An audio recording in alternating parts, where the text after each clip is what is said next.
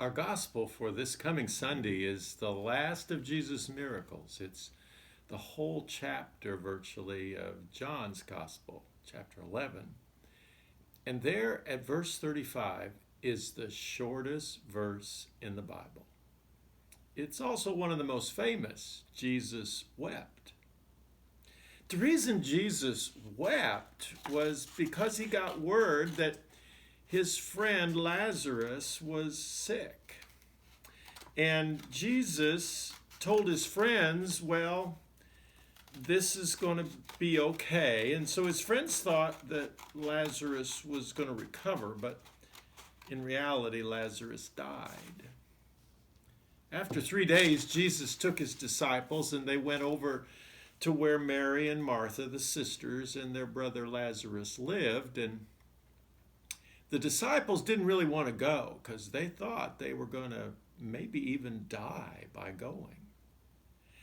Jesus got there, and Mary and Martha both were really unhappy that Jesus had waited 3 days. And one of them said, if you'd been here, my brother wouldn't have died. And so Jesus went to the tomb, and that's when he wept. He cried. He cried because his friend was dead. He cried because his friends, the sisters, were very unhappy with him. He wept just like all of us would weep. And then Jesus did something that none of us could do. Jesus said, take away the stone from the tomb. And the sister says, no, the body's already been in there 3 or 4 days. It's going to smell bad. Jesus said, take it away anyway. And when they did, Jesus said, Lazarus, come out. And as the rock was rolled away, Lazarus stood up and came out of the tomb.